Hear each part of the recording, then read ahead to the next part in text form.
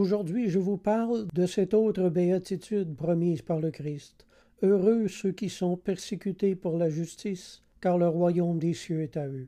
Vivre de façon juste, pratiquer la justice, être un homme intègre et ayant des principes n'est pas populaire dans notre siècle corrompu.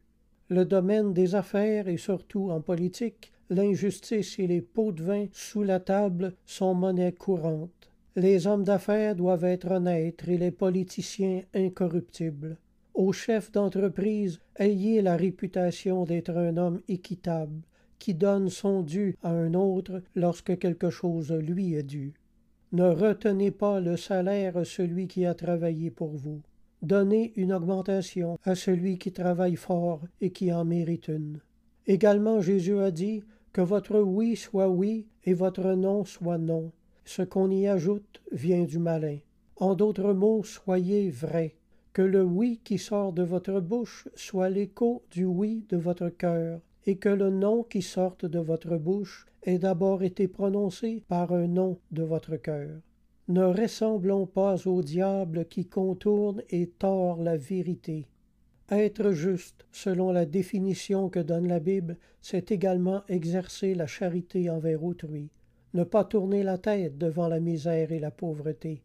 L'homme juste pratique la charité. Il a de la bonté et il est touché des maux d'autrui et il les soulage selon son pouvoir. Jésus a dit « J'ai eu faim et j'ai eu soif, et vous m'avez donné à manger, et vous m'avez donné à boire. J'étais malade ou en prison, et vous êtes venus me visiter. » Il dit finalement « Et les justes entreront dans le royaume éternel qui a été préparé pour eux dès la fondation du monde. » Il est clair ici encore que la justice a une incidence directe sur notre salut. Aux chrétiens, je dis ceci. Cessez de dire « Nous avons Jésus comme sauveur » et produisez des fruits justes et dignes de votre appel. Si vous voulez entrer dans le royaume de Dieu après votre mort, vous devrez avoir vécu en homme juste et pas seulement en avoir porté l'étiquette. Un incroyant juste entrera dans le royaume de Dieu avant un croyant injuste. Sous l'Ancien Testament, Dieu déclarait juste la personne qui accomplissait des actions justes. Il en est de même sous le Nouveau Testament. En Jésus-Christ, les croyants sont déclarés justes parce qu'ils se sont repentis de leur passé et qu'ils se sont engagés dans un nouveau mode de vie qui sera juste. La justification n'est pas seulement une sorte d'étiquette que Dieu nous aurait apposée sur le front. Un chrétien qui ne cherche pas à vivre de façon contraire à ses anciens péchés n'est plus justifié. Il perd la justification. Toute la justice que Christ lui avait donnée lui sera retirée. Si la justice délivre de la mort, dit le Proverbe 10, verset 2, l'injustice y fait retomber. Que personne ne vous trompe, les injustes n'hériteront pas le royaume de Dieu, dit la Bible, chrétiens ou pas. De même, selon la parole de Christ, les justes hériteront le royaume de Dieu, chrétiens ou non. La justice de Dieu est bonne à suivre en exemple, mais les hommes justes ne sont pas les bienvenus dans ce monde, car les injustes se sentent accusés en leur présence. Pour être persécuté pour la justice, il suffit simplement de parler de ce qui est juste et de prendre position contre ce qui ne l'est pas. Si nous condamnons les voies injustes des hommes, nous serons toujours persécutés d'une façon ou d'une autre par ceux qui ont des vues injustes.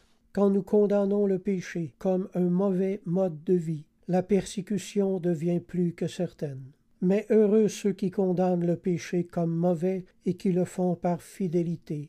Étant persécutés pour la justice, nous prouvons notre justification et assurons notre salut. Ainsi, par notre persévérance à vivre justement malgré son impopularité, nous nous associons à Jésus-Christ et aux premiers chrétiens dont le sang était la semence de l'Église. Notre ferme position à l'égard du bien et du mal est un témoignage d'intégrité que Dieu remarque du haut du ciel. Si ce message vous a concerné, que votre cœur vous fait quelques reproches, si vous vous sentez interpellé, fermez les yeux et faites cette prière avec moi. Mon Dieu, je menais ma vie selon le train de ce monde. J'ai été injuste, corrompu et malhonnête dans mes affaires. Je vois maintenant que j'étais dans une voie de perdition. J'accepte aujourd'hui Jésus-Christ comme Sauveur et Seigneur. Je veux marcher derrière lui, à son exemple, et être un homme droit, intègre, et produire des fruits charitables. Amen. Je vous encourage à vous procurer une Bible et à retourner à l'Église. Si vous avez des questions, mon adresse courriel est jocelyn041a@hotmail.fr. Alors je vous dis à la prochaine, gardez la foi et la foi vous gardera.